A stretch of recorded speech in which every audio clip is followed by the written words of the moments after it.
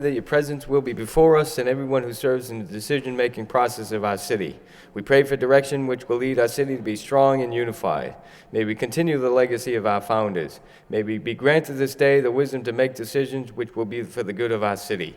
We also pray for your special blessing on all those who are working to transform our city and make it a better place to live and work. Amen. If you please honor our nation's flag. I pledge allegiance to the flag of the United States of America, and to the republic for which it stands, one nation, under God, indivisible, with liberty and justice for all. Roll call, please.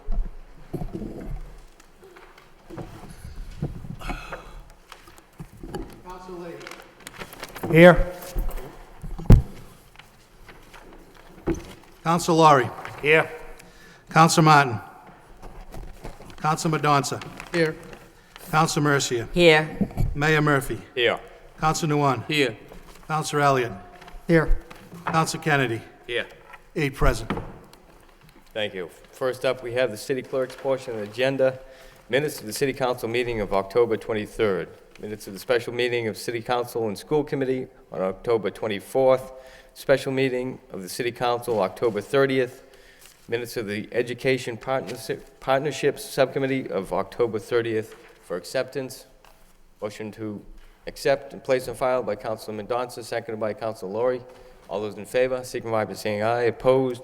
So voted. Next, we have from the City Auditor, Communication, October 2012 grants, for the first quarter 2013 cash controls review, Schedule A for FY 2012. Any discussion?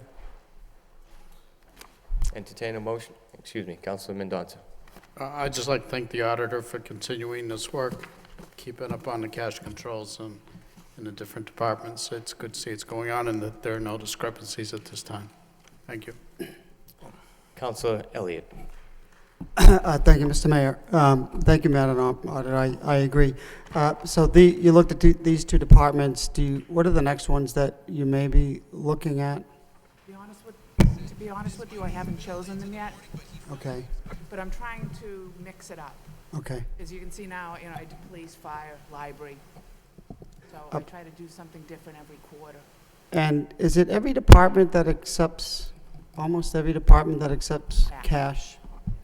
I know we had a discussion way back when. Is there any thought into centralizing the receipts for those departments that just may collect, a few fees or permits here or issue a receipt type of system? Well, actually, they are centralized in the treasury, Right. okay? Departments do their own functions, whether it be a license or fees of that and things of that nature. So they have control over what they're collecting and how they're doing it, Right. and what services they're providing. So then from there, they take and they do the turn-ins to the treasurer's office. So, They give but some cash communities just allow money to be received by the treasurer / tax collector, right? And then they issue them a receipt, whether it's for permits or license, and then that's brought to the department. We can look into doing that. And what is their thought? Is it just, it's better that way because there are only limited transactions, or? The thing is, it makes an individual have to go from department to department, because they'll get a slip from a department, then they'll go pay it at the treasury, and then they'll have to go back to the department again to get their license or whatever they're getting. Right. So there's pluses and minuses to that idea. I think we have it kind of locked down as best we can right now, with them giving receipts for everything, and licenses are numbered, and the cash receipts are numbered, and departments are on it. So, Okay, I mean, well, we I can think it was- explore that. If you could look at, sometimes it just makes sense where there's one repository, if you will, for cash, and I understand it could be somewhat inconvenient, but from the city's perspective, it might make some sense to look at and see if, just from accountability or risk purposes, but that's just my thought. Thank you. Councilor Laurie, and then Councilor Martin, and Councilor Leahy. I was just going to say motion to accept, but I didn't see many hands going up. Okay, So I'll Councilor waive. Martin. Well, I don't think that last proposal makes sense to me. I mean, I wouldn't want to see a situation where a citizen went in to pay a bill or a fine or even a fee for a copy and had to go up to the treasurer, back down. You know, I think that's an inconvenience that we shouldn't be putting on the public. So I certainly don't object if the auditor wants to take a look at the issue, but I think we have better ways to monitor our cash controls than that. Council Leahy and then Council New. Thank you. Two quick questions. One on the grants, through you to the auditor. The last one for the public roadway infrastructure at River's Edge on the Concord, is that over in Lawrence Street area or? At the river edge on the Concord River? I don't know exactly. It's Julian Julian Steele. Steele. Oh, that's Julian Steele, okay. All right, and then I just have one comment on, as far as collecting money within City Hall, are we looking into any type of a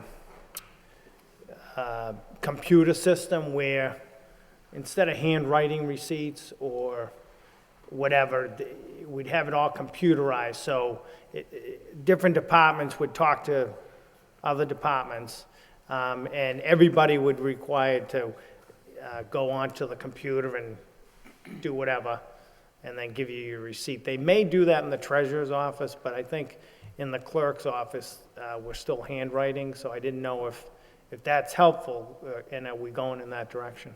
Mr. Manager. If I may respond to the counselor, as you point out, we do it in the treasurer's office. The other, it's really an issue of getting the proper hardware in place in all of the other offices. So it's something we are exploring, though. Is that anything that's in the capital plan, like modernizing? Yeah, Not that the clerk's office doesn't run well, Right. but just a getting everything computerized, issuing reports, things like that. I was thinking it might be easier. Right.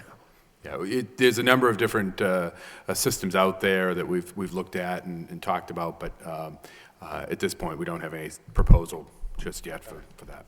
All right, thank you. Council Noon. Thank you, Mayor. Through you to the city solicitor, the auditor, I'm sorry. I appreciate the report. You know, I know that it's going to keep coming this way. It's certainly helpful to me, and I'm sure to the rest of the council. I also, you know, wouldn't object to the request by Councilor Elliott to somewhat, if you look for a way to centralize it, if it doable, would be a great way to. I know it's a little inconvenient for citizens, but this would be the best way to do. Really, if it's workable, to have individual pay cash in one location rather than in all departments. So I thank you for agreeing to look into it. Thank you. Council Lori. Thank you, Mr. Mayor. Just on that note, I was wondering too, you know, just about every change you could make, if it's positive, is fine. As far as taking cash in the departments, maybe one other idea is to limit the employees who handle the cash. And that would be my suggestion. If we stay where we are, if it's at least possible, to limit who handles the cash and who doesn't. And the other question I had, Mr. Councilor Leahy just asked if, not that the clerk's office is running badly, I'm just wondering if that's going to make it into the minutes next week. Thank you. Councilor Elliott. Thank you. Not to belabor the issue, but it was just an idea. If Council Martin doesn't think it's a good idea, and he thinks the way cash has been handled in the last number of months, then you know he's fully obliged to vote against it. But I think, considering the fact that the auditor is looking at these departments, and whether it's the clerk's office, certainly the parking department, and even the library. I think it makes a lot of sense. If he doesn't think, he thinks the way things have been handled are the best way to do it, then that's his opinion. But I think that we can do better. I think we can look at other communities, and I'm certainly not looking to inconvenience people looking to pay a bill or a fee. But I think Councilor Laurie just hit the nail on the head. If we can limit the number of employees that have to handle cash, it makes sense. In fact, look at, we're going to online payment system. So, these are, I always think it's better to look for a better way, and I think, I hope the auditor can follow through and see if there is a better way without the inconvenience, but I think accountability is more important as well. Thank you. Council Martin? I think we can do better, and I think we are doing better. And I don't think doing better should come at the inconvenience of the public, is my only point. I think the work the auditor is doing, looking at how we handle cash in each department, is at the direction of the council, and I think it's improved things dramatically in the departments that she's looked at, and I think that will continue. Any further discussion? Entertain a motion to accept and place on file by Council Mercia, seconded by Council Laurie. All those in favor signify by saying aye. Opposed, so voted. Next, we have under unfinished Mr. business. Mayor, Council Mercia. if I could take a moment to take a point of personal privilege at this time, I would like to do that. Point of personal privilege. Yes, I Councilor would like Mercia. to comment about a change that will take place at the Lowell Memorial Auditorium and the three gentlemen with whom we all know as the Three Amigos. I'm saddened by the news that they're leaving. They are three of the most outstanding men that I have ever met, who took an historic, crumbling, and eventless building and brought new life, vitality, and revival to not only the building, but to the city as well. They each spent nearly 17 years investing in top-notch entertainment, investing over $4 million of their own money in renovations to put back into a building that served them well, while providing a wide variety of reasonable and quality shows, saving us the trouble of venturing out of the city to an expense that a lot of us probably couldn't afford. I'd like to wish Tom McKay, Leo Cregan, and Terry McCarthy well. Thank you for all your fine dedication. Thank you for all the times counselors, private organizations, and anyone in need asked for your help. You were right there writing out a check. Thank you for giving us your best. You know what that's all about, because you are the best. And I just wanted to say that for all the years they put into the city. Thank you. Thank you. Council Laurie? I just want to add what Councilor Mercy was saying. Here's three guys who were from the city. They had successful careers in other areas. They came, they took the auditorium. They did a fabulous job. I used to see Tommy down there, and I knew Tommy probably the best out of all of them. I knew Terry and the others. But it was always customer service number one, and I think that's just something you don't see today with a lot of businesses. They get so big, and they were able to make it a real personalized services. And I'd just like to, add what Councilor Mercia said, their work with the Auditorium Commission, with the administration here in the city, and to making that really a first-class facility. Thank you.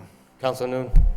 Thank you. I want to join my colleagues in expressing gratitude to all of them and their family. Thank you. Thank you. We do have unfinished business. A vote Mr. Mayor. authorizing Excuse Great me, Lowell. Council Elliott? Mayor, I wanted to have I had one more question. I didn't know that we had moved on from the communications. If you could, it's on the Schedule A. I just had a quick question for the auditor. Council Elliott? Thank you. Madam Auditor, on the Schedule A, just the first page, under line 4179, thank you for the way-by for this. Penalties and interest, it's 1.6 million. Does that include would that include all of the revenue raised from the auctions, from the tax title auction?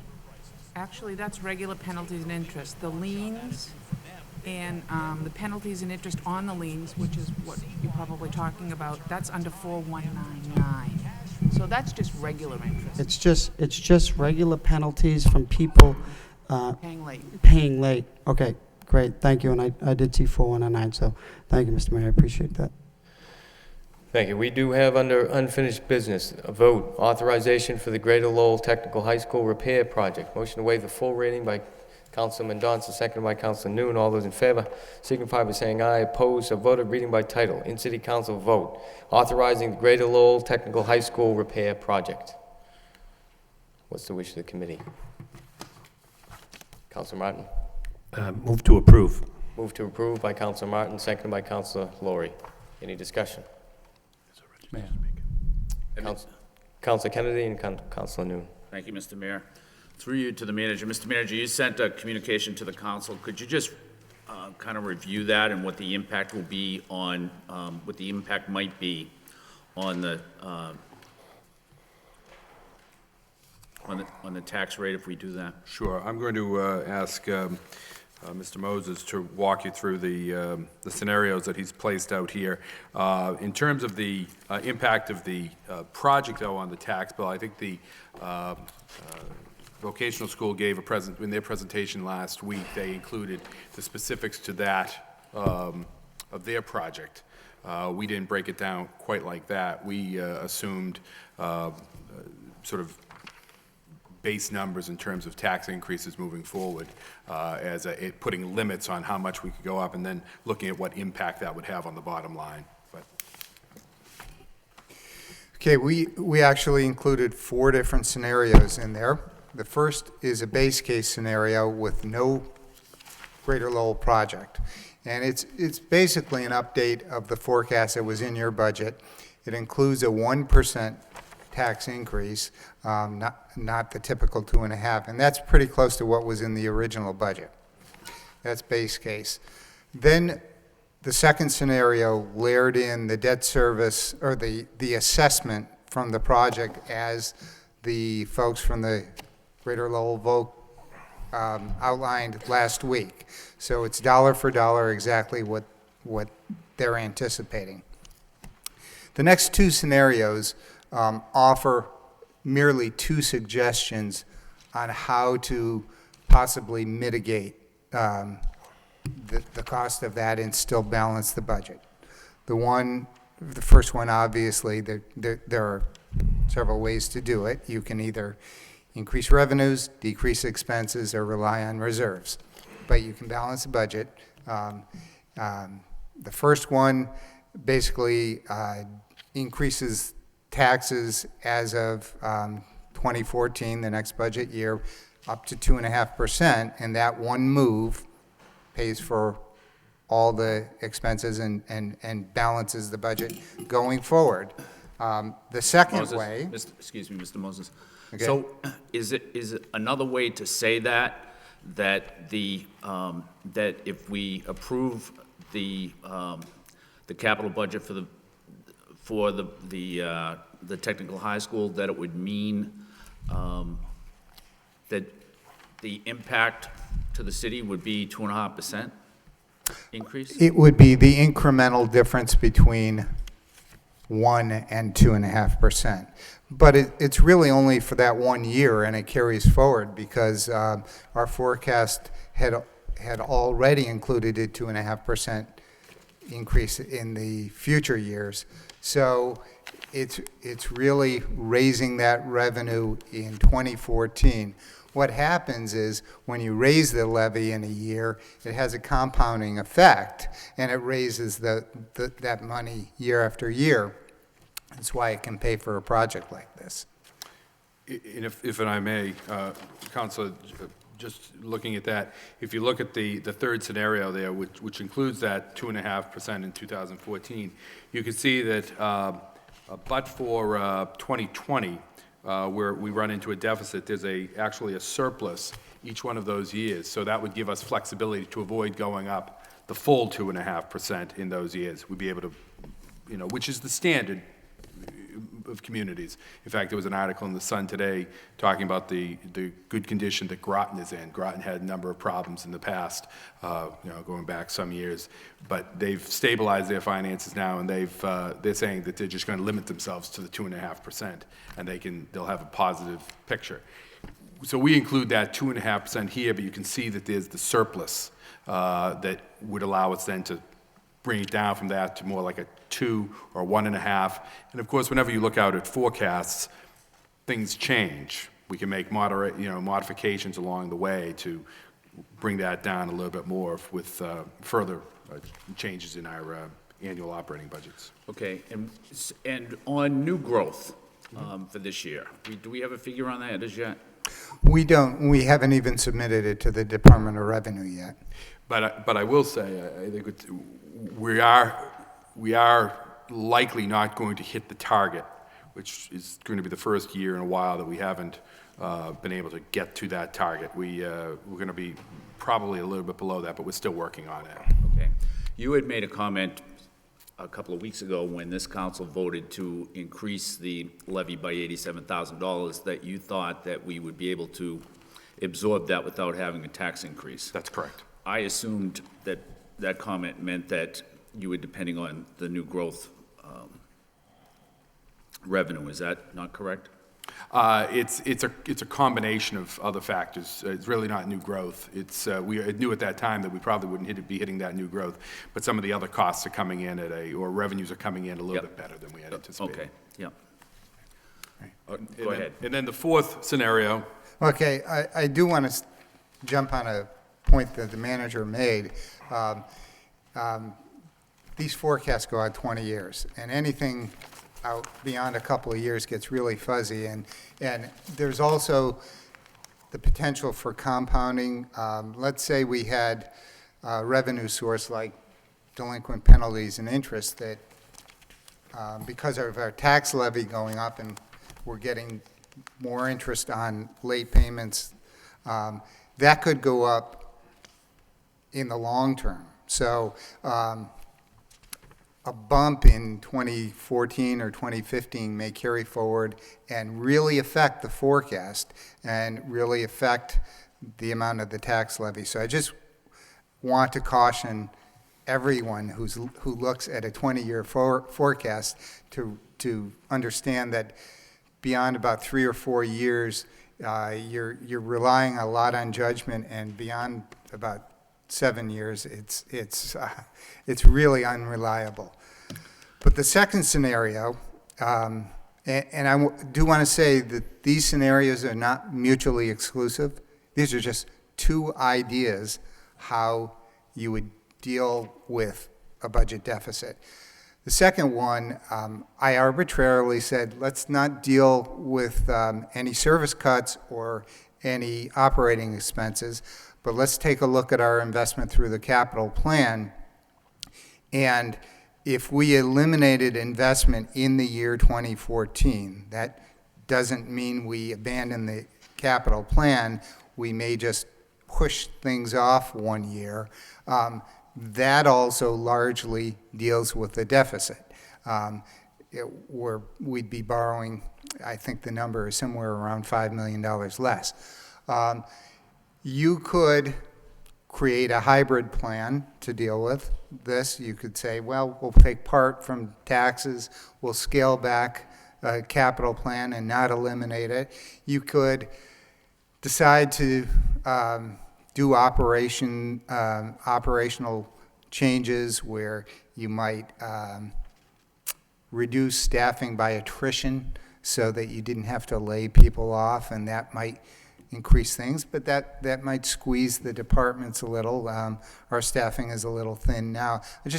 I very simply put two scenarios that are not mutually exclusive out there on how to deal with a deficit. I'm not making a value judgment on what I think you ought to do. That's really part of the budgeting process. Is that it? That's it. Okay, thanks. Could I just ask somebody from the vocational school, there's quite a few people here. I'm prepared to vote for this evening, but what's occurred to me, or what I keep thinking about, is that about $6 million of the capital plan is for the cafeteria. And the school is over 500,000 square feet of space, which is a big school. I mean, that's over 10 acres of school space. And it would seem to me that you'd be able to find that space within the building to do that cafeteria. And I just would suggest that, because you have a vote coming up in Drake, that maybe if you were to reduce the plan by the amount of the cafeteria it might make it more palatable to the voters in Drake when they take it up at some time in the future. And that's just a suggestion, but it's a strong suggestion because it just seems like a good idea. I mean, money's tight for everyone, and I can understand that you haven't had a capital plan for a long time and that you would want a wish list. On the other hand, $6 million for a cafeteria, and maybe to cut out that space doesn't cut out all that $6 million, because I'm assuming that a lot of that would go towards equipment and so forth for the cafeteria. Is that correct? Piece of it. A big piece? No. Just a 6 little. million is, Victor, I'm chair of the school committee. Part of the cafeteria, why the cafeteria came to play was MSBA required us to address the science lab issue. And in looking at different alternatives, we were looking at the cafeteria space up on the 3rd floor to expand into that existing footprint, like you suggested, to create the lab space. By doing that, then we needed the space for the cafeteria. We did look at constructing new labs or looking at other places. The least cost option in looking at a number of different options was to put that lab space in that cafeteria space because it had the plumbing and the infrastructure in place to convert that space easier than in other parts of the building. And the cost of building a cafeteria per square foot is much less than building classroom space. So that option was $10 million cheaper than building new classroom space. Okay. So that's how that came about. Okay, well, again, it's always worth, don't stop thinking about it, I guess is what I'm saying. It's, I just think it might be easier out in Drake when, and, maybe you know better than I, but that's an override referendum out there, right? Do you know when that's gonna take place? December 11th. Okay. So that's all. Thanks. Councilor Noon and then Councilor Martin. Thank you, Mayor. Last week meeting on this, I have some issues, and I thank Mr. Moe for providing a report on the including our capital plans. I was disappointed last week, basically. My disappointment is that, I agree with my fellow board members, my fellow council. We are doing the right thing by investing in our children's education. It's just that the process itself that bothers me. So may I suggest that, I know Greater Lowell, as a council, we have no control over it, but I would ask that we be kept on the loop, in the loop, as this project continue. Because you can't just shove it in people's throat and say, vote on this. It is the right thing, but the process itself is just bother me. So I'm prepared to vote for it, but I urge the Greater Lowell to keep us in the loop as this project continue. Mr. Manager. And if Council, if I may, I will certainly be in touch with the Greater Lowell vote as they go through this, and we'll make sure that you get regular reports. And certainly, I was aware that they were discussing this project. It's been out there that this project has been on the horizon, but we'll make sure that the council gets regular updates on this as we move forward. Councilor Martin. Thank you, Mr. Mayor, and I do appreciate the information from the manager, Mr. Moses. But I think I don't want to lose sight of the bigger picture here, which is, we're leveraging $50 million in state aid investment. There is a cost to the city, and taxpayers will bear that cost. But I think when we had the school building program here in the city schools, I think we're all justifiably proud of the work that was done. And I think this is something that we should also be proud of. I mean, almost 75% of the students there are Lowell students, and they deserve the first-rate facilities that students that go to the Lowell district deserve. And Mr. Moses presented some ways that this could be paid for, but those aren't exclusive or mutually exclusive or even the only possible methods. We could reduce costs here. There could be increases in state aid. State aid has been relatively flat for many years now, Historically, that had not been the case. I know we didn't have good news today about projections for this year, but, you know, we're hopeful at some point that the economy is going to grow, state revenues are going to grow, and our share of that is going to grow.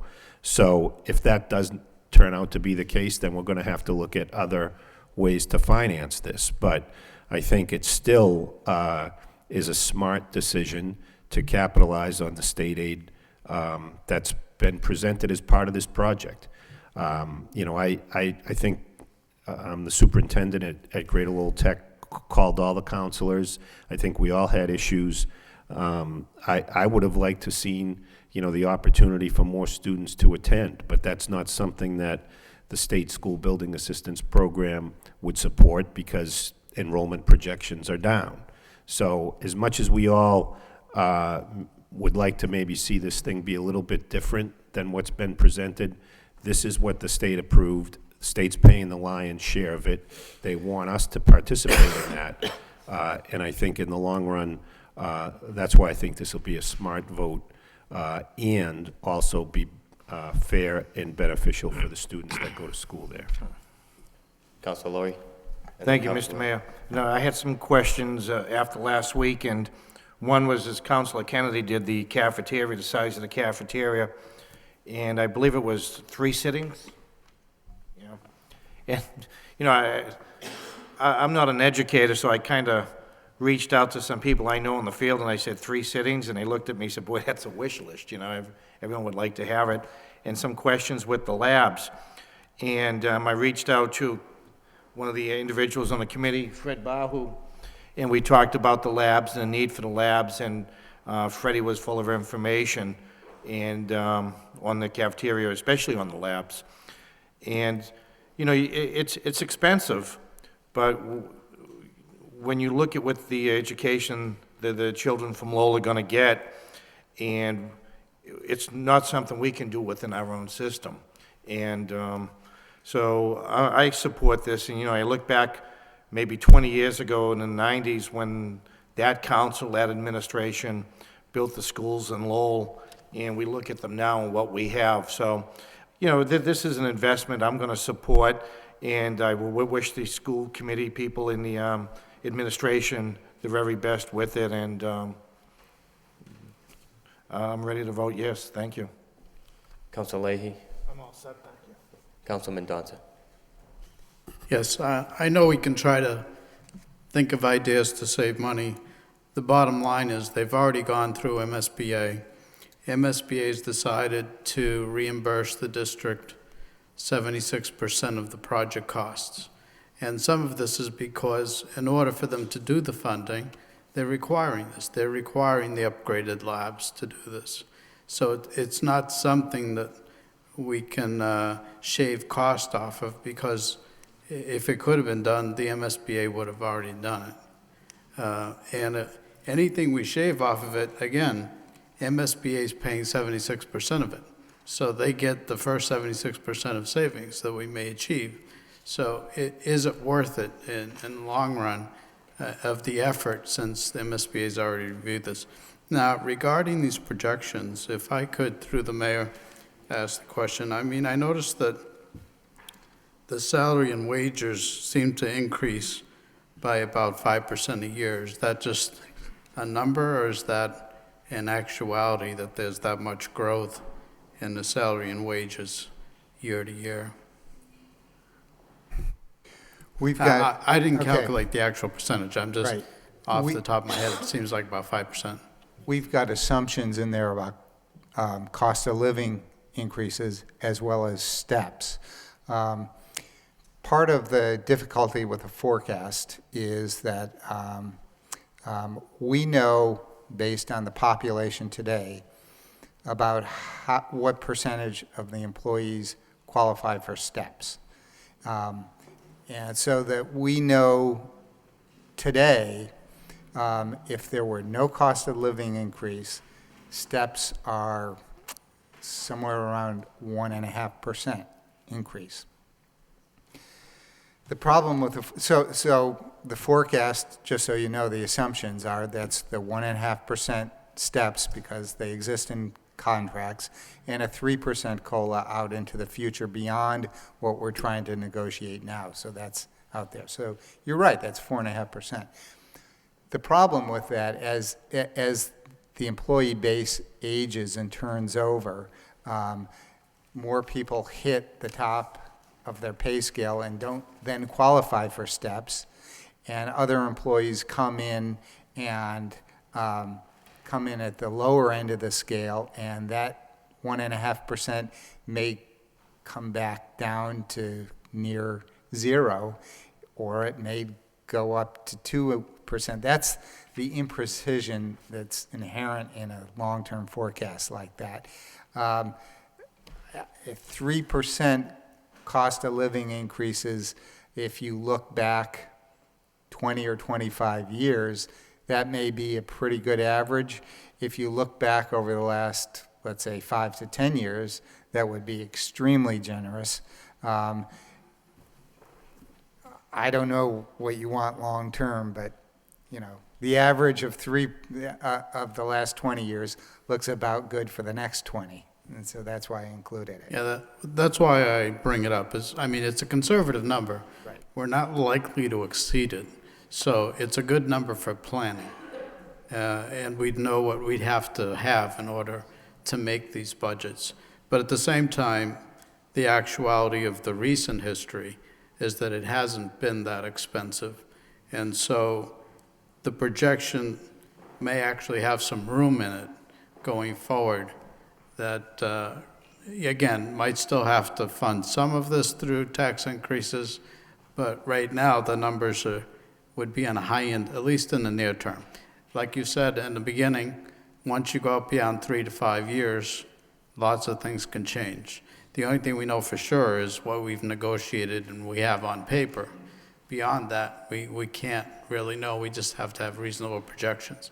But in any case, right now, I still see that is, in our current experience, they would seem to be a little bit on the high side, but a safe number to use. I mean, I don't argue that point. But I think there is some room to work with it going forward, at least in the next 5 years. Thank you. Mr. Manager.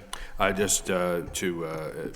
know it seems like I'm just repeating it, but that's exactly why we do it this way. It's two different ways you could do this. You could put in no taxing, a wage increase, a very, very small wage increase, and show surpluses at the bottom, and that's inaccurate, and that can be a dangerous route to take, because you're going to have to pay more than that or come up with other costs.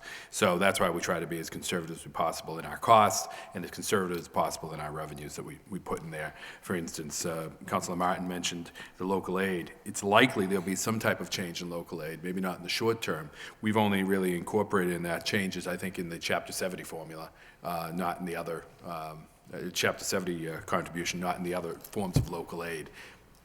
Over the next 20 years, I would certainly hope that there'll be some additional local aid coming to us. I'd say we have recent information that the state revenues are down from what they expect, so it looks like fiscal 14 may be a little tighter than we expected originally, and hopefully will improve in the future. Right. Thank you. Councilor Mercia. Thank you, Mr. Mayor. Getting an education is one of the most basic rights and something that is very essential to life itself.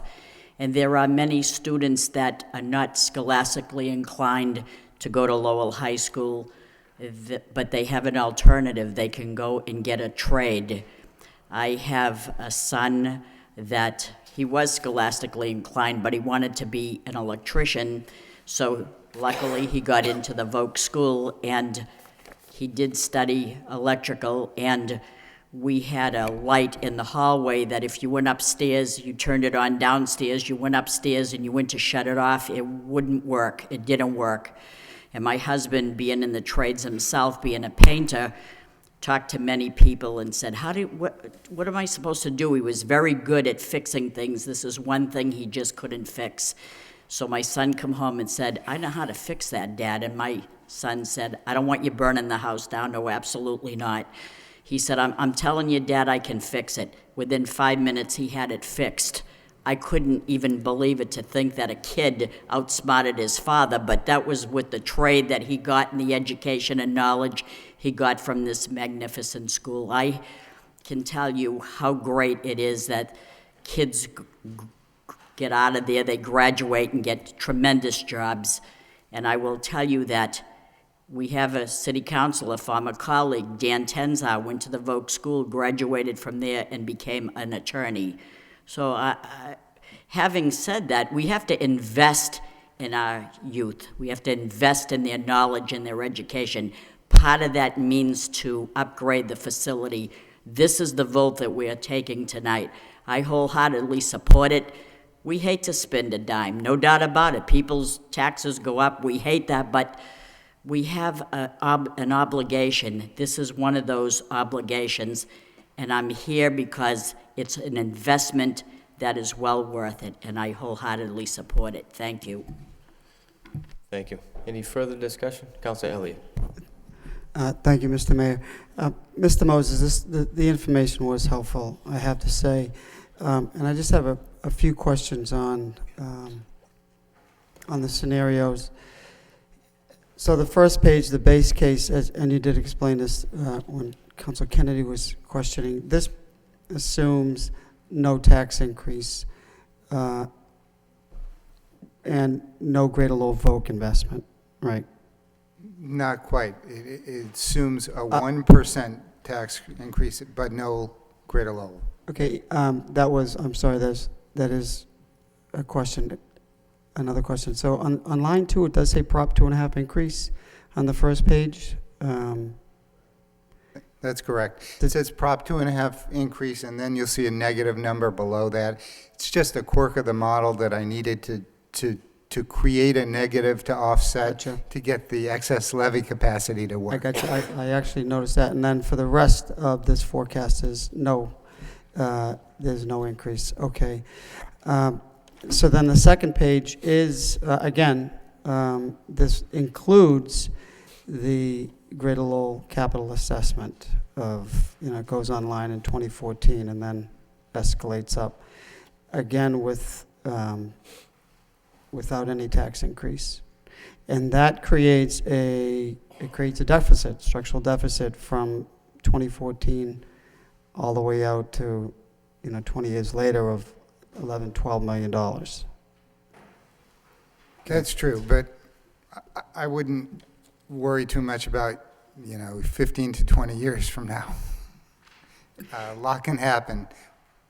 We're going to go through booms and busts, and state aid is going to increase and decrease, and the world's going to go on. No, I understand, but I have to say, Mr. Moses, I've advocated for this for a long time, and it does give you a picture on the impact, and I do understand that times do change, and this will change, and variables change, but it does give you a very good picture of what our obligations are and what we can do if we obligate this money, and still want to say no tax increase, which it leads me to the third page, your third scenario, with the tax increase next year, next fiscal year budget, correct? That's what this presents. That's correct. It's going in 2014 from the base case of 1% to 2.5%. Right, and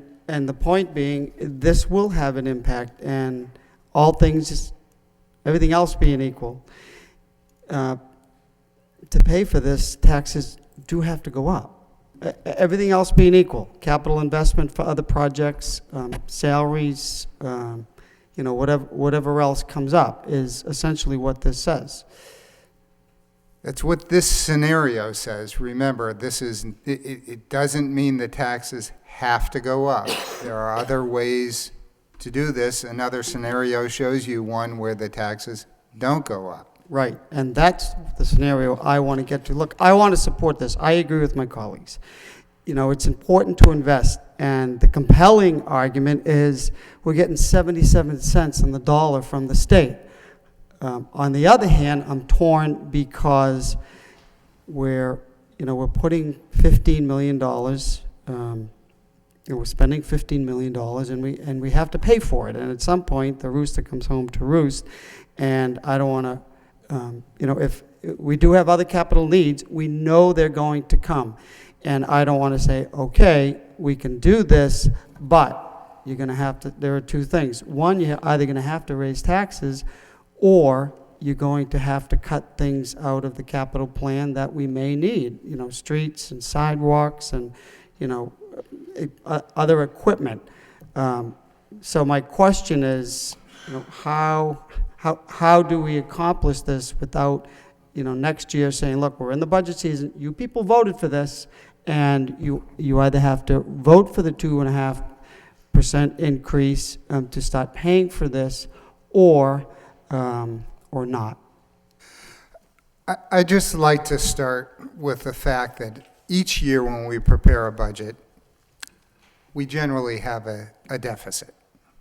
Part of what you pay the administration to do is to be able to present a balanced budget to you with, in a reasonable way. And we make all attempts to do that. That process, whether it's me at the table and the city manager or two other people or another staff, will continue on. What I'm concerned about, I've had 20-year forecasts for a long time. What I really get concerned about in distributing something like this is creating analysis paralysis, where people look at every single year or look 20 years out and see big number deficits and say, how do we deal with that? How do we deal with that? And don't make any current decisions. We have a process that will take us through year by year, and we will have a balanced budget each year. All I'm trying to illustrate is by accepting this as a project, we will have choices in the future to make to balance the budget year to year. That's really all I'm trying to do. I can give you 100% confidence that we will present a balanced budget year in, year out. Mr. Moses, don't get me wrong. I think you have given us the information that we wanted, and I like forecasts. I like projections, and they do change, but they do present a very good picture. And you did say you will present a balanced budget, but what is the cost, or what is the effect? Is it going to mean a tax increase, or are we not going to be able to fund other things? And that's the point where I'm trying to make the decision. Do we spend the money for this?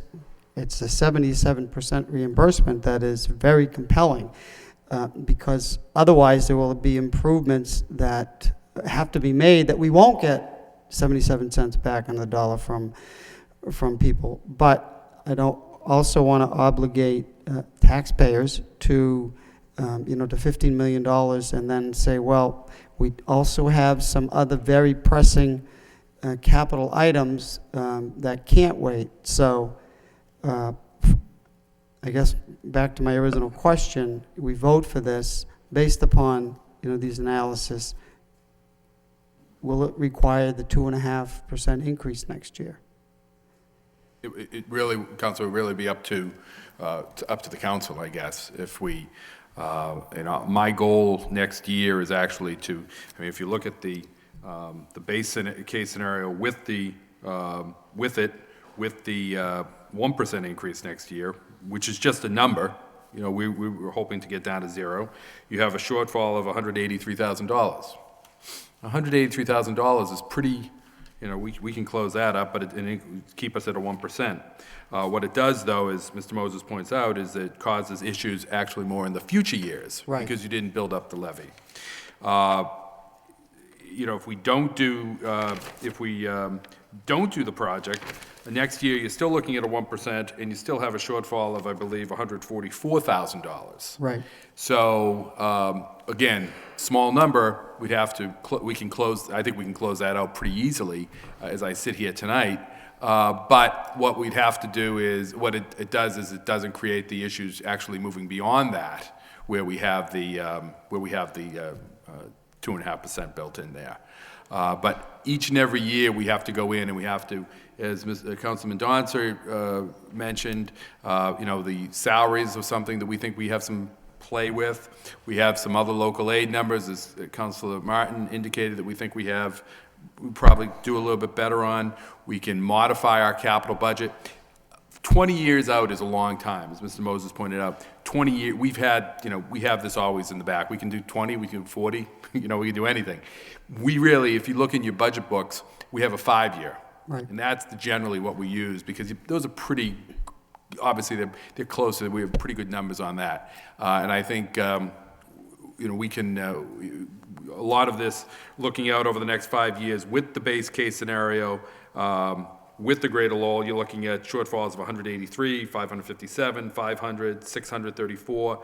2018 is the big one at $1.1 million. Right. I think actually that probably be, we just plugged in the school's numbers here, but I actually think it'll probably be more like 2019 myself, but that's going to be the bad year. But looking out that far, we've got 6 years to do some different things with the wage settlements. We have some different things to do with new growth.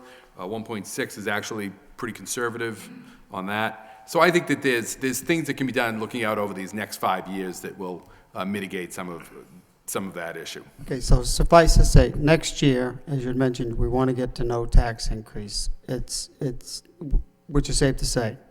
Yeah, that's Voting for this, yeah. there will not be a tax increase. Well, let's not get too far down the road here. We're still, you know, 6 months from the budget. We got information today, and actually we've been kind of watching this carefully. We don't know what state aid's going to do next year, but that's our goal. We're looking to get to zero again next year. We got zero this year, we're looking to get to zero next year. And this really doesn't go online until essentially 2015 is the first 854,000, correct? Correct. Everything else before that is short-term. Okay. All right, thank you. Council Laurie and then Council Kennedy. I was just going to ask for a roll call. Before we do, we have a registered speaker, Mr. Clerk. Hey, how about me? Council Kennedy. Thank you. I just wanted to, you know, in listening to the discussion, it seems to me as if Councilor Elliott has more faith in the 20-year forecast than you do, Mr. Moses. And there's some irony there somewhere that I just wanted to point out. You know, I think everybody has to support this. I think, you know, I've had discussions with the superintendent about this, and I think that it's needed, and that we have to do it. At the same time, I felt like we had a responsibility to just look at what the impact is going to be and to ask the question about whether or not anything could be asked. I mean, we've only had this before us for a short term, and I understand that it's been in the works for a long time, but it hasn't been before the city council for a long time. It's relatively short.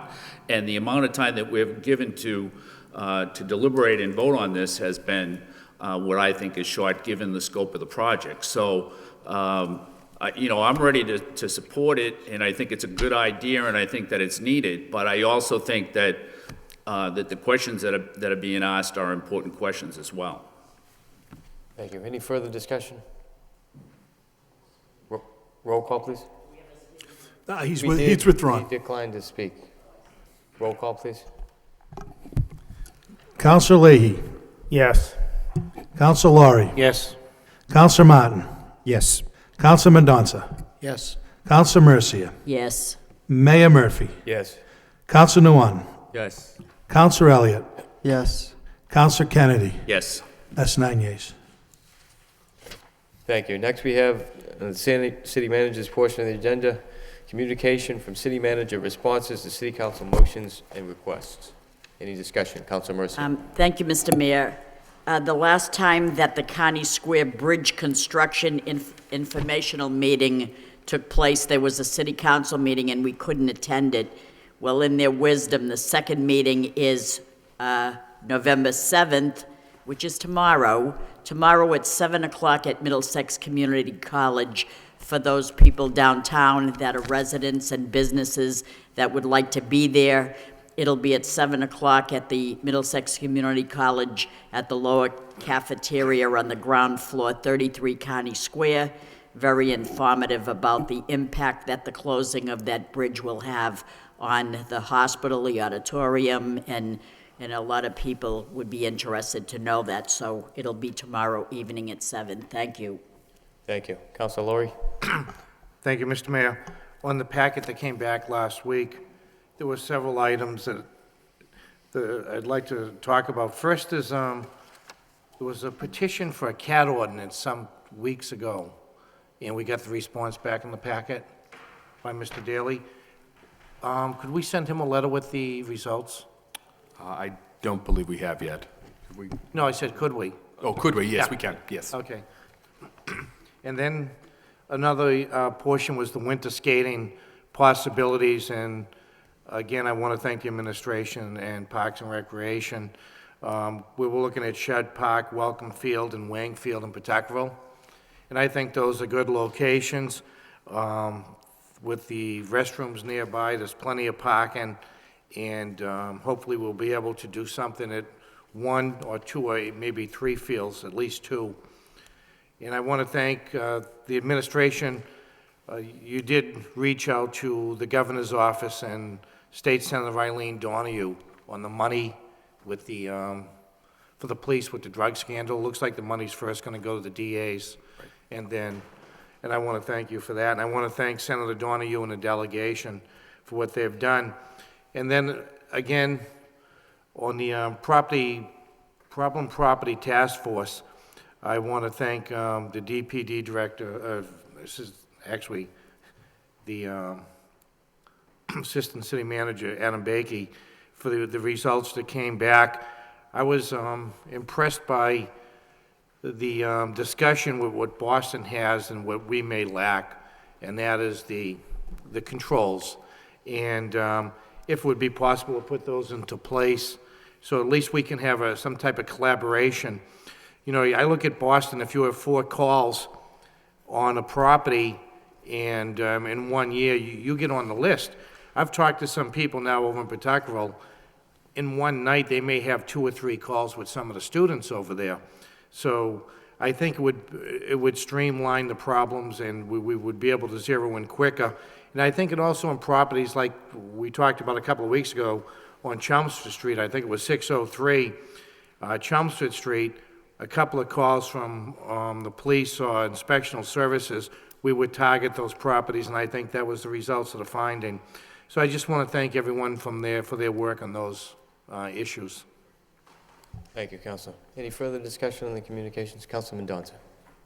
Yes, first on the changes to the ordinance and development services to inspect the rentals. I know there was a communication in the packet regarding additional resources that may be needed. I did speak to a property owner who gave me an earful about how they were very conscientious, and whenever it was vacant, they had it done. I tried to explain it if everything's in okay condition, that it would only be once every 3 years, not every year. Still, they did ask me to pass along that we should, as we start to implement this 3-year schedule, that we maybe prioritize those we haven't been in a long time and not schedule those that have been inspected in the last 3 years. So they've already paid a fee recently, and don't wind up in the cycle early, if that's possible. The other item I'd like to is to thank the administration on the double poll legislation. You made a request to our state delegation, both our state senator and state representatives, in order that they maybe think of coming up with legislation that adds a penalty when those poles are not removed within the 90-day period. And that's something that's, we can see is really needed right now. The legislation already limits them to 90 days, but there's no penalty if they don't do it, so they just linger on. And we've had 400 poles for quite some time. I'm sure we'll have an update coming in the next couple of months about where we are with that, but it just seems to rotate through. So we would like to have some incentive or some penalty that we can enforce in order to get these double poles removed in the requisite 90 days. So thank you for doing that for us. Thank you. Councilor Leahy? Thank you. Through you to the manager. The first question I had was on the report from the DPD, actually the report on the positions for the inspectors. Under the local building inspectors, it says 3, 4, and then there's an asterisk under incumbent, certified, or licensed. Could you just explain, and then how many positions are we, who's there now, and how many positions are we filling? Are we filling all 4, or just 3, or? First off, to explain the asterisk, as it's explained in the memo, it says that 1 current incumbent is fully certified, 1 has 1 certification test remaining, but remains in full compliance with all state requirements to serve in the position, and 2 positions are currently vacant. And since writing that memo, we have actually extended an offer letter and actually hired another fully certified building inspector to join the team, and we're in the process of hiring another one very shortly. So how many people are in that, how many inspectors do we have? 3? We have a total because we're in this transition of hiring people, it's hard to define that. Right. But we have a plans examiner who also serves as a local building inspector. We have 2 inspectors who are inclusive of the one who is just hired. We have 2 hired inspectors at present, and we have another one that we are about to hire. Okay. So I don't know how you add that up. That's either 3 or 4, depending on whether you count the plans examiner as a local inspector as well or not. Okay. And that's adequate enough for the workload that we have, you feel? Well, as we point out in the memo, it is proven in conjunction with the on-call backup inspectors that we have to be sufficient for the basic requirements in terms of handling construction activity, and as you'll also see in the report, a significantly increased amount of proactive code enforcement work that's separate from just handling building permit-related inspections. But we also did identify in the same report a number of areas where, in a perfect world, we might also be able to cover that the current staffing is not sufficient to address. All right. Who does the, say you're driving around town and people putting signs up wherever they want to. Who's in charge of that? People putting signs up where... There's a lot of signs around town where people are putting signs up, especially for the gyms, $10 a month, and they're just putting them wherever they want. Who's supposed to be fining those people? I assume we have an ordinance that you can't put signs up wherever you want. Well, interestingly, that is a problem that's come to our attention a number of times, and we've been trying to figure out how to handle that. We've had a number of different inspectors working on that problem, and the challenge has been that, particularly the fact that many of those signs are being placed on property that's unrelated to what's being advertised.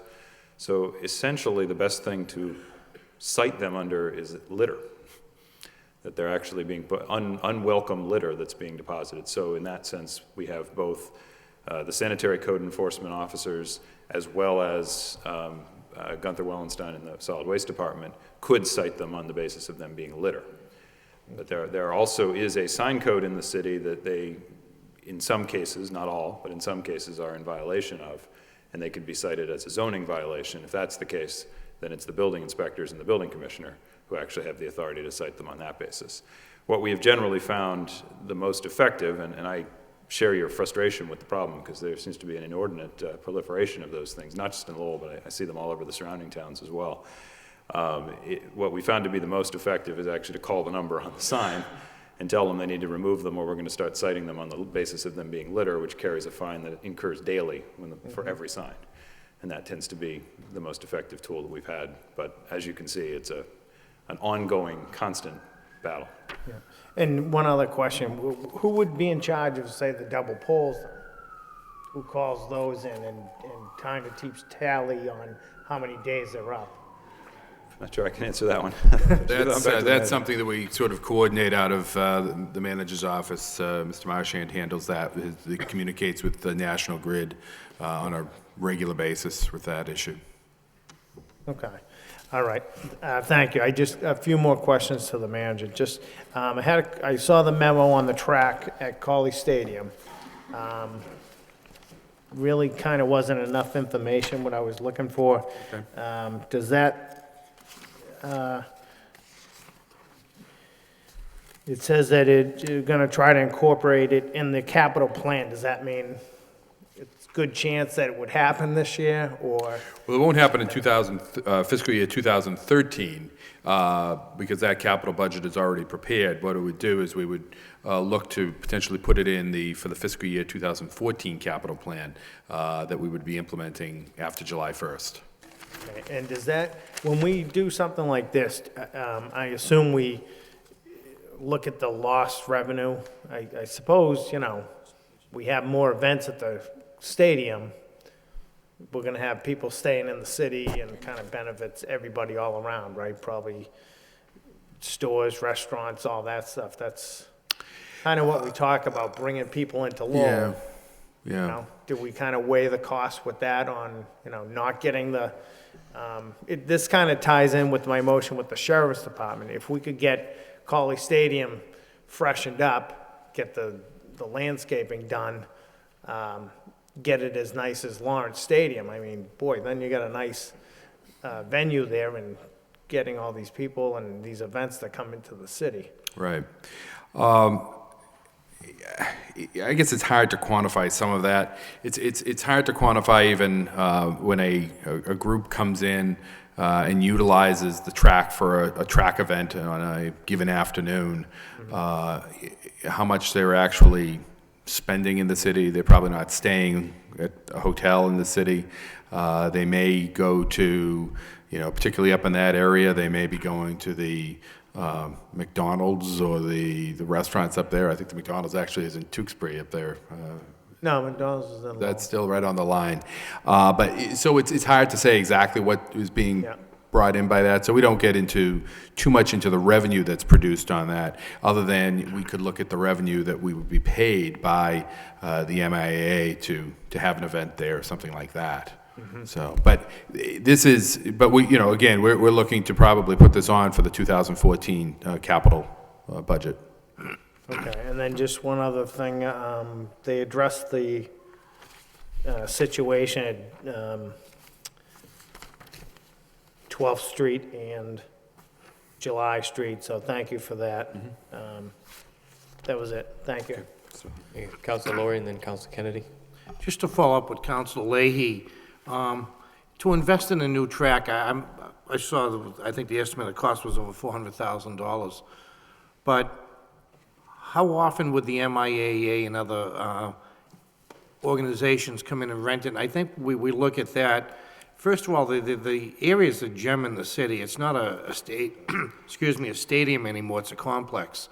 And the more we can invest in it, not only for our athletes, the high school and the American Legions and the other leagues that use it, Northeast leagues, but for the state teams that come in and use it. I know the baseball team, the baseball field is rented out. I think if we keep the football field up, that will be the soccer fields. And it's not just the revenue that comes in with it, but it's the sense of pride that people are using our field, selecting our complex. And, you know, I think that's a big part of the city.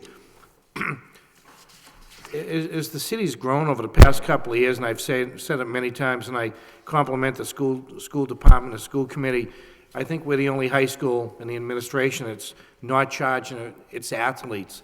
And if we want to keep families in the city and attract families, it's not only a first-class education, and I think we do that, but it's the facilities for the sports that I think we also have to maintain to keep a lot of the families and attract them here. So I think for the long-term growth of the city And these are the things I think are important. So just to add on what Councilor Leahy said, I'd like to see it, and if you're going to put it in the next year's budget, I think it's a great idea. Thank you. Thank you. Councilor Kennedy? Yeah, just quickly, Mr. Mayor, if I could, to Mr. Bakie, you said shortly, you'd be hiring another person shortly. What does that mean? Was this year? Certainly this year. We actually conducted on Friday afternoon interviews with 3 finalists for that position, and we're just in the process now of doing reference checks and weighing the strengths of those 3 finalists to decide who to recommend to the manager to actually hire. But we expect it will be certainly this year and probably this week. Okay, and you said you sent an offer letter to somebody else? We actually have officially hired the other individual, who is, again, I indicated, fully certified already. Okay, and the comprehensive report, when will we get that? The comprehensive report? Well, I thought that's what this says, that you would be given a comprehensive report, right? Am I wrong on that? Is this it? Well, I think we provided a report in response to the motion. If there are other questions that you're looking for, we certainly can provide additional information about them. Okay, so this is it? Correct. Okay. Any further discussion on the communications? Entertain a motion to accept and place on file. Motion to accept it. By Councilor Newman, seconded by Councilor Mercia. All those in favor, signify by saying aye. Opposed, so voted. Next, we have a communication from the city manager. Request approval of out-of-state travel, 3 for the Lowell Police Department and 1 for the Division of Planning and Development. Motion to take them all together Motion to take together and and accept approve and accept them. by Councilor Mercia, seconded by Councilor Laurie. Any discussion? Roll call, please. Council Leahy. Yes. Council Laurie. Yes. Council Martin. Yes. Council Madonza. Yes. Council Mercia. Yes. Mayor Murphy. Yes. Council Nguyen. Yes. Council Elliott. Yes. Council Kennedy. Yes. 9 yeas. Thank you. Next, we have the constable bond, 1 bond for Adam J. McPhillips for approval for the term of the 4th of January 2011 through the 7th of January 2014. Motion to approve. Motion to approve by Councilor Mercia, seconded by Councilor Laurie. Roll call, please. Council Leahy. Yes. Council Laurie. Yes. Council Martin. Yes. Council Madonza. Yes. Council Mercia. Yes. Mayor Murphy. Yes. Council Nguyen. Yes. Council Elliott. Yes. Council Kennedy. Yes. That's 9 yeas. Mr. Mayor, I think the gentleman is here too.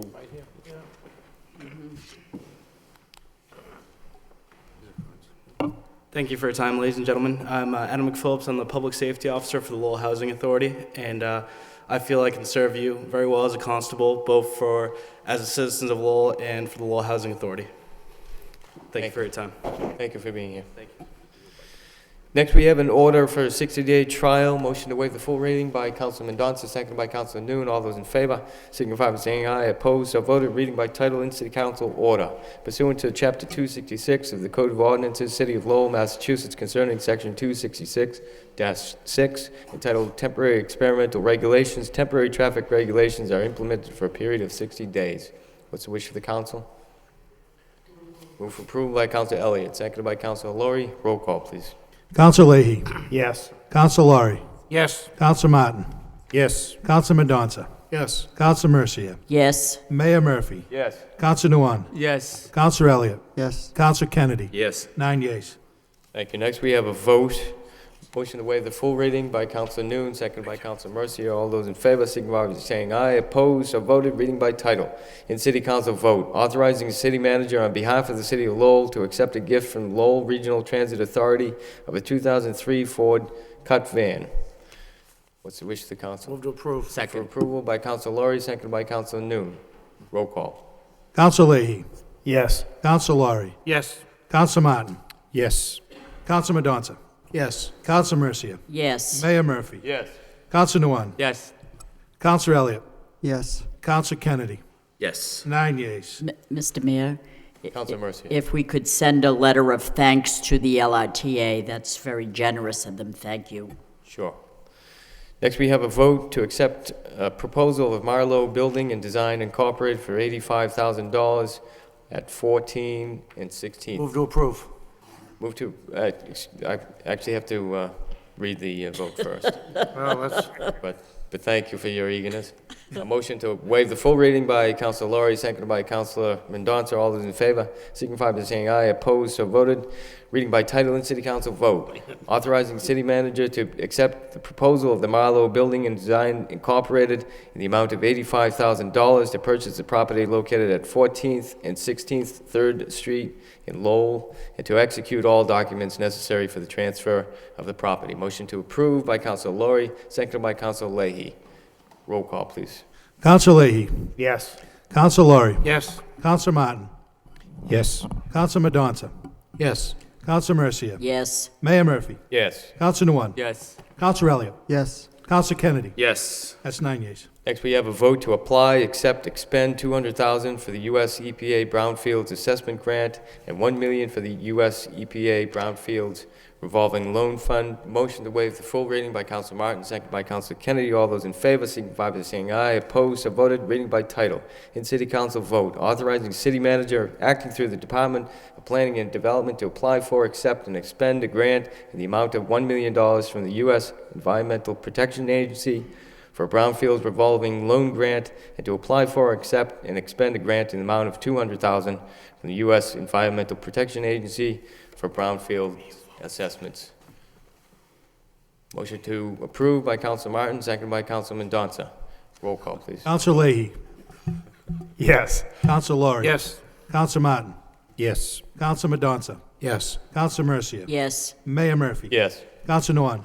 Yes. Counselor Elliott. Yes. Coun- Present, sorry.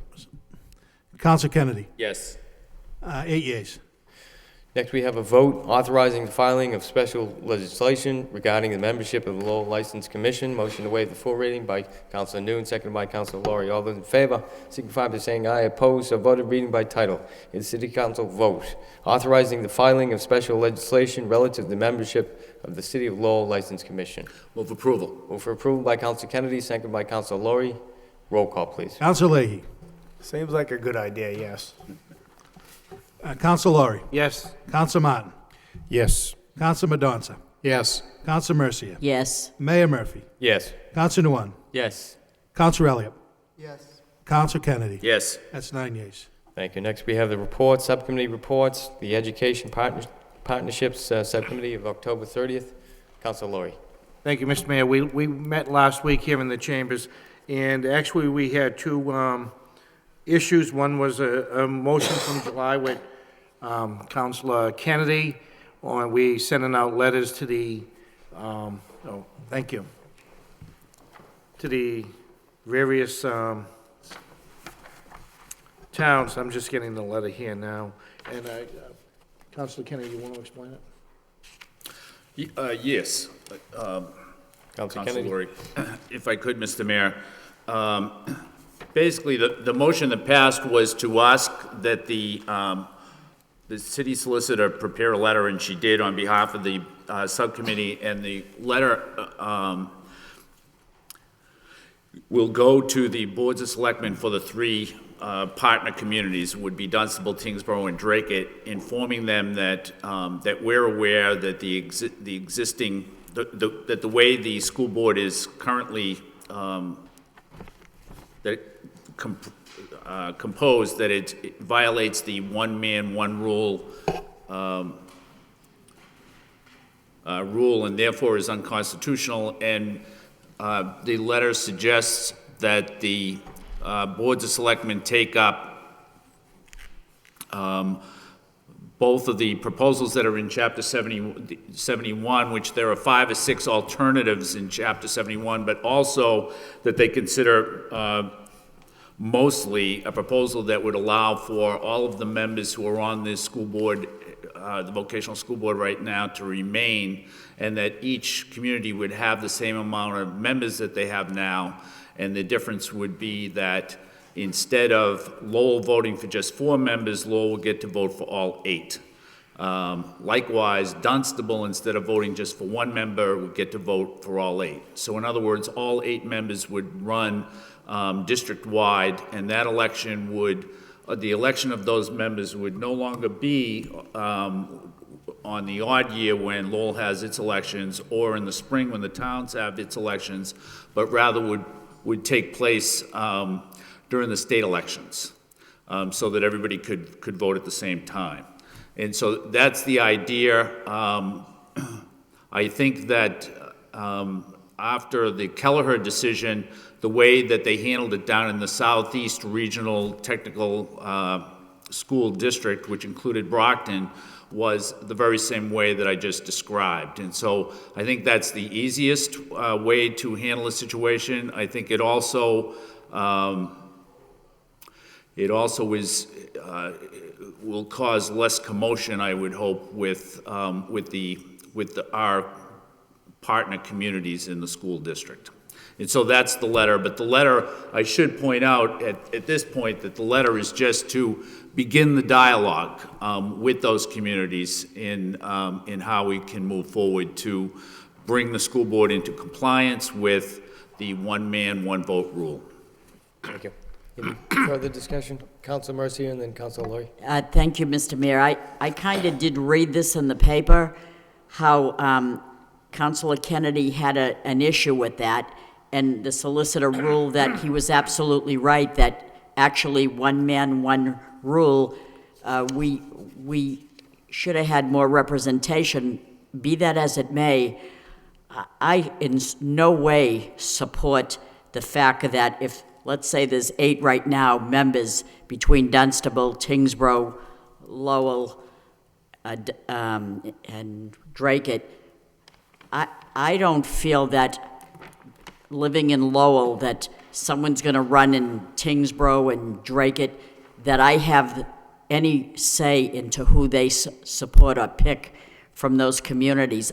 Number one, I don't follow Drake politics or Tingsboro or Dunstable. I don't even know the people out there.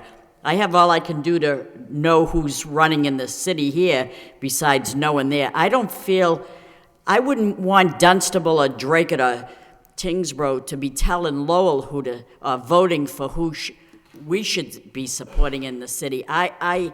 If there's another option, fine, but I'll check it out. But I don't support that at all. That does not make any sense to me. It doesn't seem fair to me.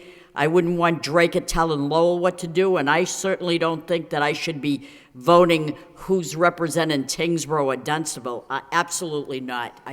I read that. I was appalled by it. That's my opinion. Maybe I'm alone on this view, but I don't like that at all. Council Lori. As we continue through the educational partnership, Councilor Mia was here with the city manager. We talked about the expansion of the university, the partnerships between the city, the DPD, the economic partnerships we have within the university.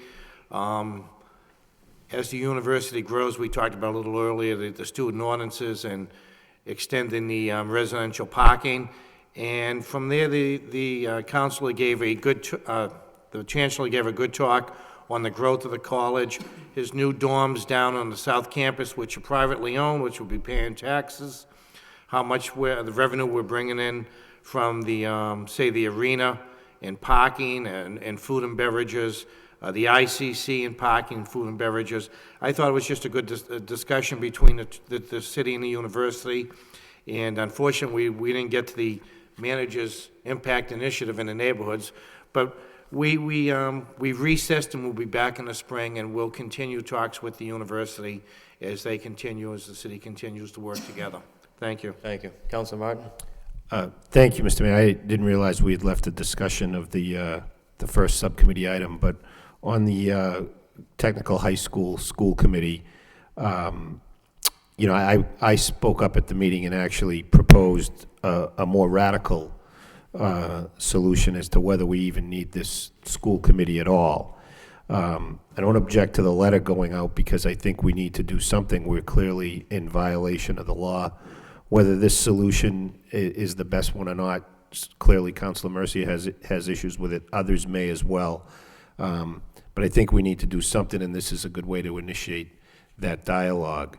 I just think all options should be on the table, and I don't think anybody objects to all options being on the table, whether they're in the existing statute or some remedial legislation that we may want to pursue.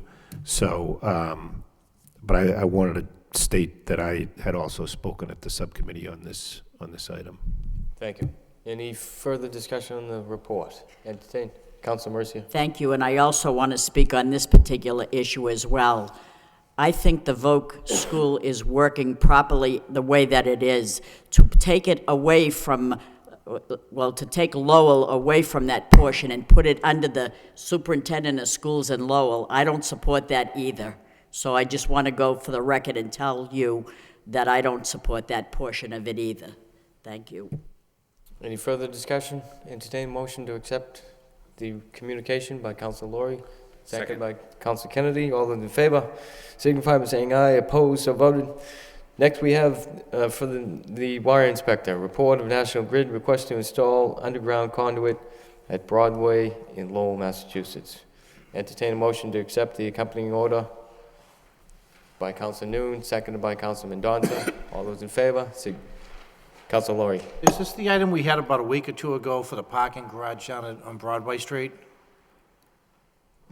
I imagine it. It is. I believe it is, yes. Did they determine when they're gonna do this work? It wouldn't be done during this construction season. We'd have to wait until the spring. This isn't. That was my question, Right. because we only have a couple more weeks of coal patching and tarring. That's I didn't correct. want to leave the road cut.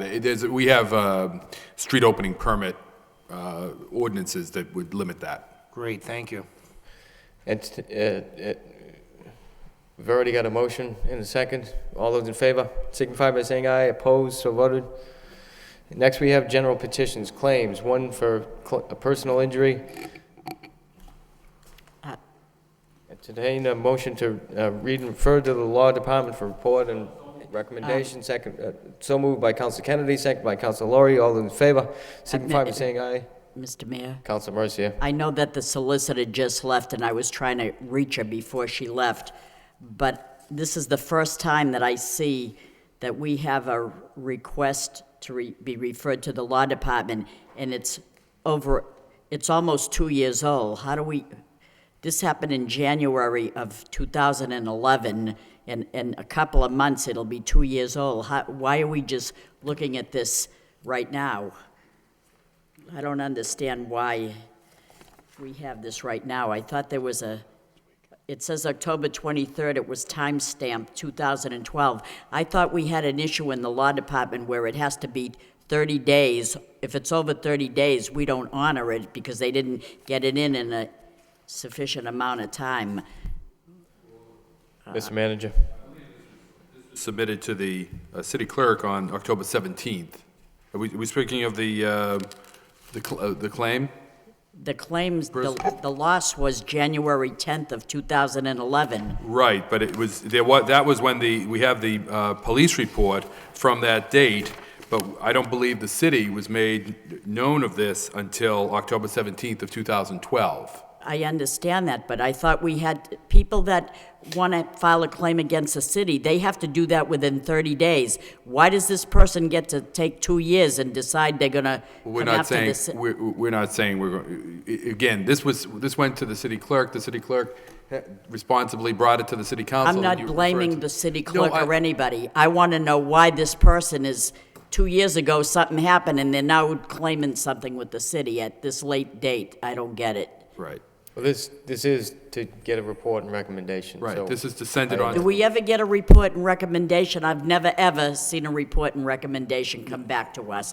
We see a claim, it gets sent to the law department. We never get a report and recommendation as to what happens. Right. But I'd like one on this one. If this were, Counselor, if this were just sent right on to the, I want to be careful what I say here. Well, then don't say it, but let me know what's going on. But if this were sent on just to the law department, obviously they'd be handling it in their normal course of business. But this came to the city clerk's office, it puts it before the council, and now we'll let the law department handle it. But they'll be just getting it for the first time. And then they will respond potentially as you described. Thank you. And I'll get you some information on that. Do we have a motion here? Yes, we do. Any further discussion on this? All those in favor, signify by saying aye. Opposed? So voted.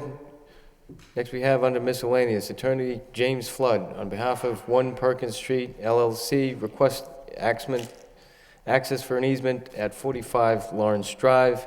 Entertain a motion to refer to the Law Department. So moved by Counsel Kennedy, second by Counsel Martin. All those in favor, signify by saying aye. Opposed? So voted. Next, we have a miscellaneous petition by Gayla J. Ireland of Lowell, Massachusetts, request a handicap parking sign. Move to approve. Move to refer to a traffic engineer. Okay. Mr. Mayor, I'd like to Councilor amend, Mercia. I'd like to amend this handicap request and the next one to amend it and refer to a 60-day trial and then refer it to the traffic engineer. Motion to amend for a 60-day trial. For both of and them. refer to a traffic engineer by Councilor Mercia, seconded by Councilor Laurie. All those in favor, signify by saying aye. Opposed? So voted. Next, miscellaneous, Darlene Santiago, Lowell, Massachusetts, requests a handicap parking sign. Motion to amend to a 60-day trial by Councilor Mercia, seconded by Councilor Laurie. All those in favor, signify by saying aye. Opposed? So voted. Next, we have fuel storage. Transgas Incorporated, 87 Industrial Ave East, Lowell, Massachusetts, requests an additional 6,000 gallons liquefied natural gas. Entertain a motion to refer to a public hearing on November 20th, 2012 at 7 p.m. by Councilor Laurie, seconded by Councilor Kennedy. All those in favor, signify by saying aye. Opposed? So voted. Next, we have utility petitions.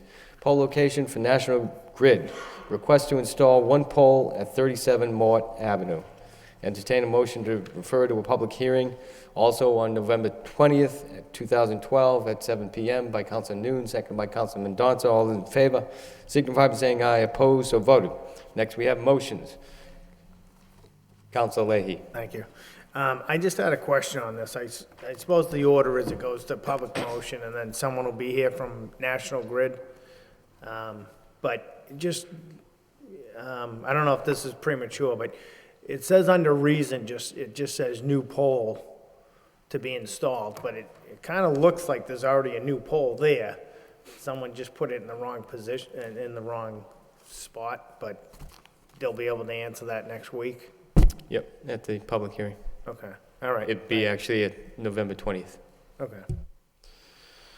Next, we have motions. Councilor Laurie requests the city manager contact owners of Prince Macaroni Bridge on Gorham Street regarding repairs and safeguards, including notification to the GPS system preventing larger vehicles from striking the bridge. Seconded by Councilor Mercia. Councilor Laurie. Thank you, Mr. Mayor. Again, another truck hit that bridge last week. I was contacted by one of the business owners out there.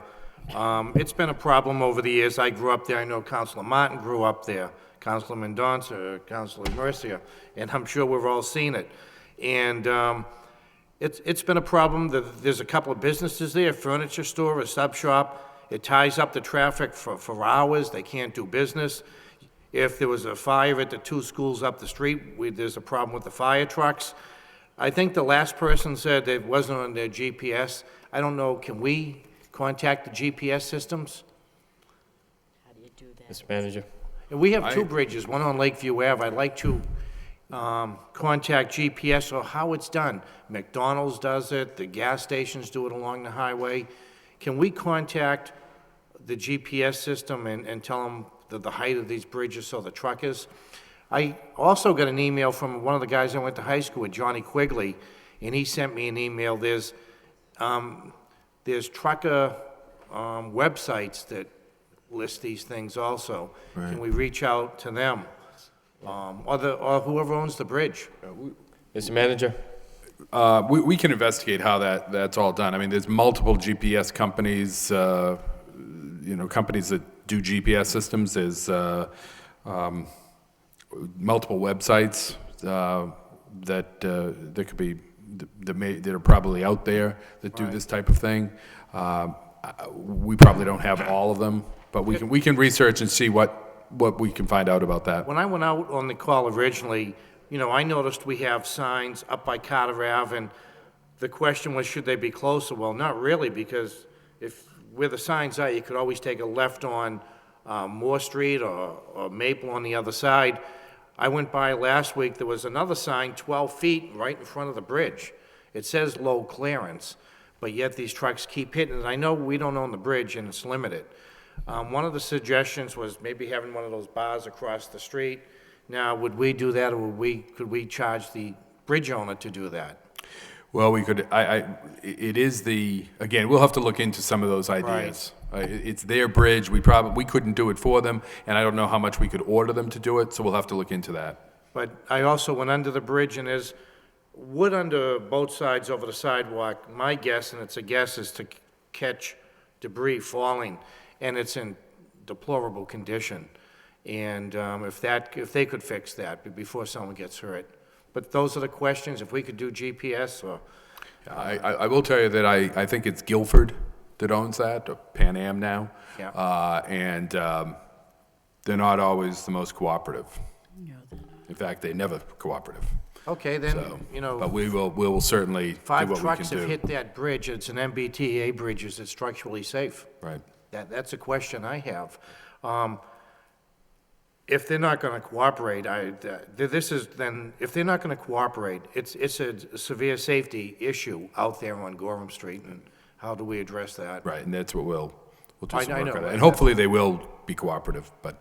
Okay, I know we'll do it, but it's just how we do it. Thank you. Council Mercia. Thank you, Mr. Mayor. This is a very good motion. I was going to make it myself, but we had your, Mr. Manager, your interview, your time last week, and then this week we wanted a light agenda, so I was going to make it next week, but that's fine. My concern is that no matter who owns the bridge, whether it be MBTA, Pan Am, I think it is Pan Am, or whomever, the city should contact the Department of Public Safety to make the correction that is needed to protect the public. I mean, why do we have a Department of Public Safety when we need their services? We need them to put that strong arm to an entity that could care less about the city. And it's true, it's like pulling teeth.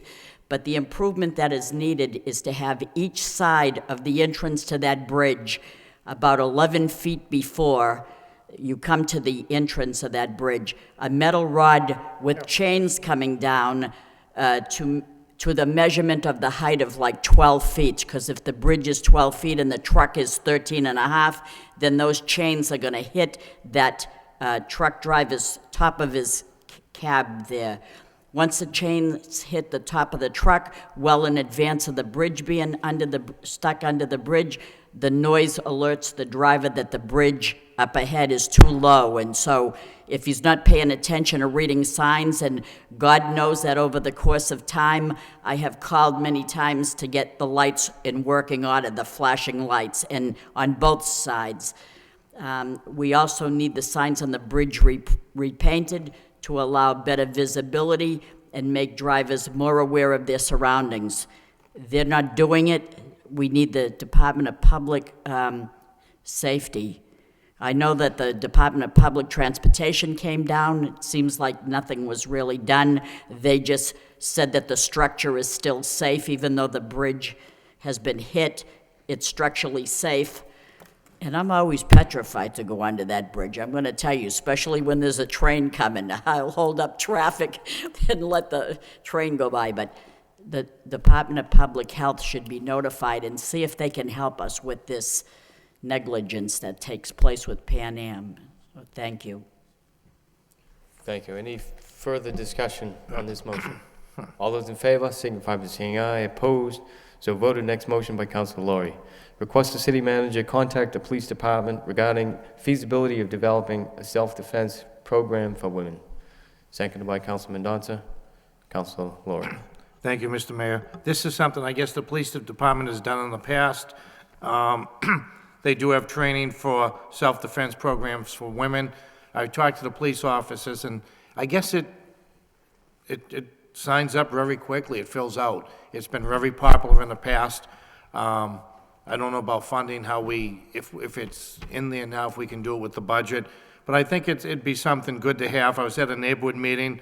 There was an assault in the neighborhood, and, it was a question within the room, how do we do this, how do we do that?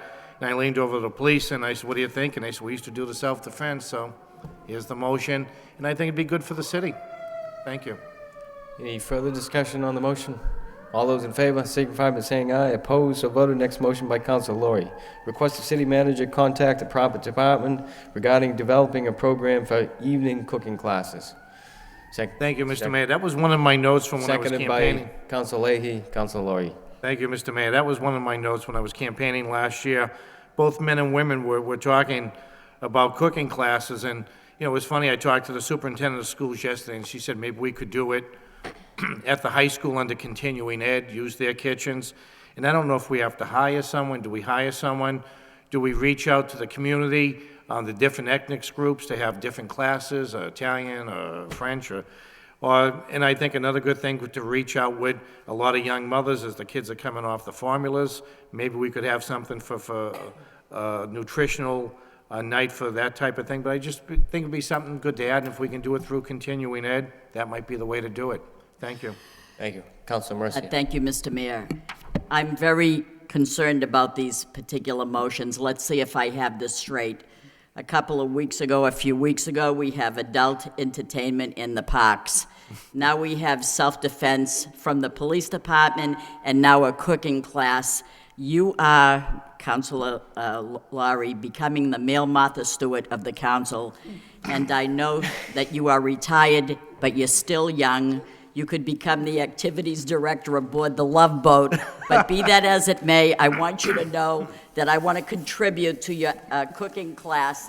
I brought the start of a beef stew, so I want you to have this. If I'm cooking, it better be microwavable. You're cooking. So here's your beef stew. Oh, there we go. Here's your ingredients, thank okay? Thank you. Any further discussion on this motion? Yeah, ladies, I eyeing my food over here already. All those in favor signify by saying aye. Opposed, so voted. Next motion by Council Martin. Request the city manager request a report from Verizon and Comcast regarding internet outages caused by the recent hurricane. Seconded by Councilman Johnson. Council Martin. Thank you, Mr. Mayor. So I'm well aware that there are many people throughout the country that have had more severe hardships than losing internet service, but we didn't really have any of that in this area. In fact, National Grid was able to get everybody's power restored in very short order here, but that didn't happen for internet service, at least with Verizon. You know, I have Verizon at my office, Comcast at my house. We didn't lose Comcast, but we did lose Verizon. When you call, all they would say is part of a general outage that affects a wider area, which also happened a few months ago at the time of the fire in Lawrence. So first, I'd like to know how many customers were impacted and for how long, because I think this does have broader implications for the competitiveness in the city. You know, Verizon refuses to bring Fios service to the city, so the people that have this service in the city are dealing with DSL, antiquated service, a dying technology that's harder to service, fewer parts, all kind of the litany of excuses you're going to get why the service is so hard to restore. Yet we continually get resistance for upgrading to the more modern technology. There are parts of the downtown that don't have access to Comcast, so it becomes a competitiveness issue, I think, for the city as a whole, in the downtown in particular. But I think the first thing is to find out the extent of the problem. Hopefully they'll cooperate, tell us how many customers were affected and for how long, and that would be a good first step to going about how we can address minimizing this in the future. So I'd like to get the information first and then think through how we might be able to address some of these issues. Thank you. Council Leahy. Thank you. On the motion, just a little, if we could get in the report also, what had happened to me last year is when we lost our Comcast service, they don't issue a credit unless you call them and tell them that you lost power, which I thought was kind of ironic because, you know, we kept calling up. They told us the service would be repaired as soon as possible. So it took about about 6 days, 7 days. And the ironic thing was, when I called and I told them, where's my credit? They said, well, you have to call us and let us know. And then they said, well, we'll credit you. And they asked how much you want off. So naturally, I said I wanted the whole month off because it was very inconvenient. And then they said, well, we only give you $5 a day. So I said, well, why ask me what I want off if you only got to give me $5 a day? But I think that's important that if we can discuss that with them as a city, they should know who's out and who's on and issue the credits accordingly instead of relying on you to call up because, you're really not going to call up. That's all extra money in their pocket. So I think that needs to be addressed. Thank you. Any further discussion on this motion? All those in favor signify by saying aye. Opposed, so voted. Next, we have executive session. Executive session regarding contract negotiations with non-union personnel, the city auditor. It's up to the body whether to reconvene in open session or to adjourn from executive session. Mr. Mayor, I don't know about my other council. I want to see if we can, table this to the next meeting. If there's any urgency that we have to make this decision now. There is, the city solicitor is not going to be here next week, so. I see. Councilor Kennedy? We could, if you want, you could make a motion to postpone it for 2 weeks or 3 weeks. I mean, we have a couple of months to do this, right? We've got, Can we? It's up to the body. Well, I would make a motion that we table it for a couple of weeks until the city solicitor return, and then we can take it up, sir. Second. Okay, motion by Councilor Noon, seconded by Councilor Kennedy. Councilor Laurie. Before we adjourn, there was a gentleman sitting here tonight that just wanted to bring up an announcement for local organization if there's no, Okay, motion to suspend the rules Yeah, by Councilor Laurie. We vote on this? Yeah. Councilor It's a Kennedy. motion on the floor, though, we got to do that first, right? Right. yeah. Everybody understands what the motion is, to postpone until the city solicitor returns. Okay. All those in favor, signify by saying aye. Opposed, so voted. Motion by Councilor Laurie to suspend the rules. Just for a few minutes, someone came to make an announcement for Veterans Day.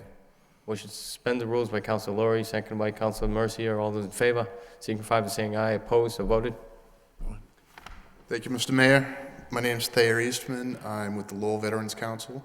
As you are all aware, we're doing something for Veterans Day this Sunday. But what I wanted to also announce was Friday, December 7th is Pearl Harbor Day. And we will be doing something over at the Lowell Memorial Auditorium at 11 a.m. And you guys should be expecting to get invitations. And I'm going to also involve the school department and try and get some students to attend and make this learning experience. So just wanted to make you aware, and thank you for your time. Thank you. Entertain then a motion to adjourn by Councilor Kennedy, seconded by Councilor Laurie. All those in favor, signify by saying aye. Opposed, so voted.